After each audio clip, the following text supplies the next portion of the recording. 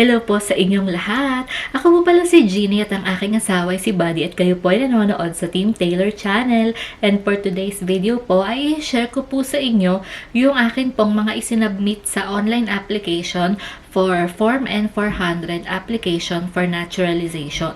Ayan, but before anything else po, ay gusto ko lang pong sabihin sa inyong lahat na meron po kaming bagong TikTok account ng asawa ko.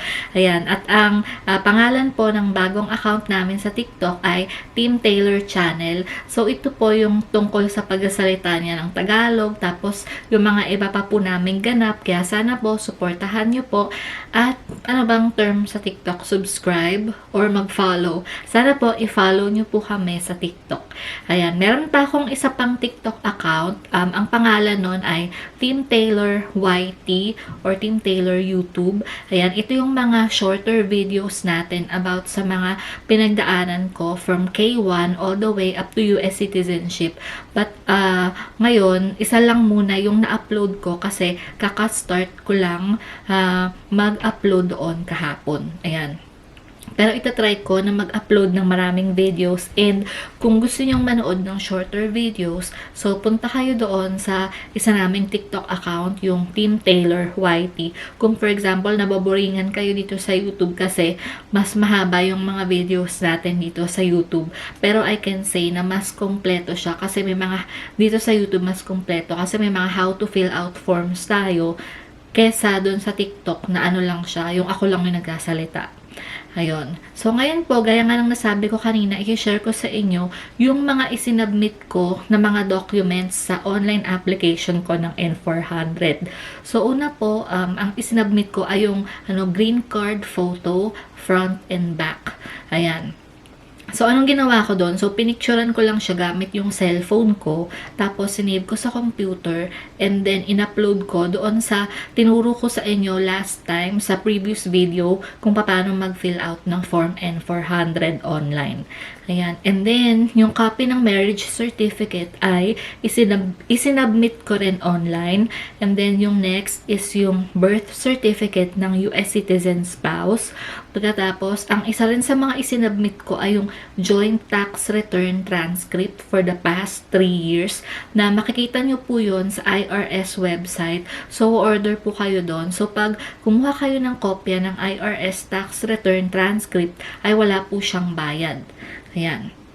And then, regarding po sa kung kayo ay nangungupahan or sa kung kayo ay naglo-loan, kung meron kayong housing loan, so kung nangungupahan po kayo, ang kailangan yung isubmit ay yung joint lease agreement. Pero kung kayo po ay may housing loan, so yung joint housing loan na contract po, yung kailangan nyo pong isubmit.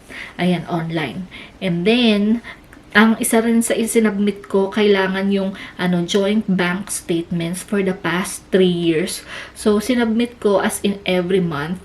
Ayan, pinagtiyagaan ko siya guys na gawin kasi hindi ko alam kung every after 4 months ba or every after 6 months. Basta every month na lang yung ginawa ko para sure.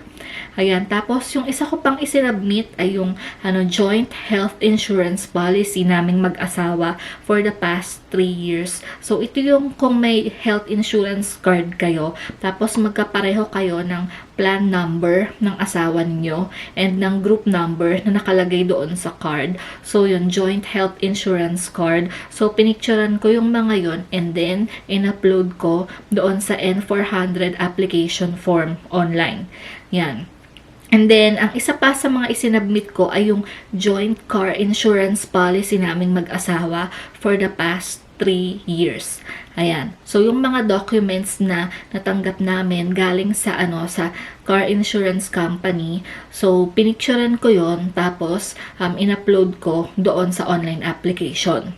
And then, joint car registration, isinabmit ko rin yon doon sa online application. And then, ito guys, yung last na sasabihin ko, optional lang siya. Pero kung meron kayo, ay may isubmit nyo na lang din. Yun, kasi makakatulong din to sa inyo.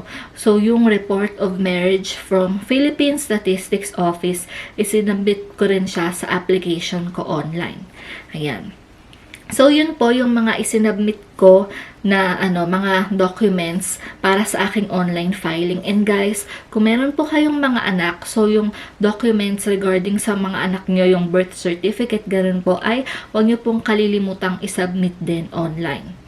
Ayan. Tapos kung divorced kayo, hindi ko lang alam guys kung kailangan isubmit yung divorce decree ng spouse. So, paki-research nyo na lang po kasi yung nababanggit ko dito is based lang sa aking personal experience. Ayan. So, punta naman po tayo sa mga requirements na dinala ko sa aking US citizenship interview. Ayan. So, gaya nga ng nasabi ko, mga dinala ko sa US citizenship interview ko. So, tapos na po yung aking US citizenship interview and gagawa po ako ng vlog regarding doon soon. And actually, nakagawa na pala ako guys. Nung time na yun, mahaba pa yung buhok ko. Kaya kung makikita nyo, ayun, sabihin nyo, bakit humaba bigla yung buhok niya? So, kasi po, pa siya, January pa yung interview ko, natapos siya ng January, ayan, and after 2 days from interview ko noon, ay gumawa na ako ng vlog para hindi ko makalimutan, and hindi lang ako ganong maka-upload and makapag-edit kasi medyo naging busy ako. Ayan, pero gagawin ko siya soon, yung pag-edit. Ayan, so for the interview naman guys, yung mga dinala ko is unang-una po yung aking green card, and then kailangan guys dalhin nyo yung inyong driver's license. So kung wala kayong driver's license, ang pwede nyong dalhin is state ID. So kung wala pa kayong driver's license and wala kayong state ID, so guys, itry nyo nang mag-apply ng state ID habang wala pa kayong interview date kasi kailangan yung ID ninyo is parang 3 months kayong nakatira sa state kung saan kayo nag-a-apply ng application for naturalization. So yun, kailangan nyo ng ID. Mapa driver's license man yan or state ID kasi pagpasok ninyo doon sa USCIS, so titingnan nila yung inyong ID, valid ID. Ayan. And then, dinala ko rin po sa interview yung mga valid and expired passports. So, kailangan din po yun kasi titingnan po yun ng USCIS officer na mag-i-interview sa inyo. And then, dinala ko rin yung mga nabanggit ko na mga documents earlier kasi makatingnan ulit. Yon. Pero sa case ko guys, tinignan siya ulit nung USCIS officer pero in-scan lang niya. Hindi niya chinek thoroughly isa-isa. So yung mga ibang documents na dinala ko ulit na sinubmit ko online ay ang mga sumusunod. So meron tayong marriage certificate, birth certificate ng US citizen spouse, joint bank statements, tapos yung health insurance, car insurance, tax return, saka yung regarding sa housing loan. Yon. Tapos, ano pa ba? So, yun guys, yung mga dinala ko. So, kahit na sinubmit ko siya online, ay dinala ko pa rin yung mga hard copy or yung mga printout ng mga documents na yun just in case na tingnan ng officer. Yun. Pero, inuulit ko sa case ko, yun nga, in-scan lang siya. Tinignan siya, pero hindi yung as in-examine isa-isa. Ayan. So, it's up to you po kung gusto nyong dalhin ulit yung mga documents na yun or kung sa isip nyo, hindi nyo na kailangan, ganun. Pero kasi ako, mas okay nang sobra yung dala mong documents kaysa yung kulang yung dala mo. Ayan.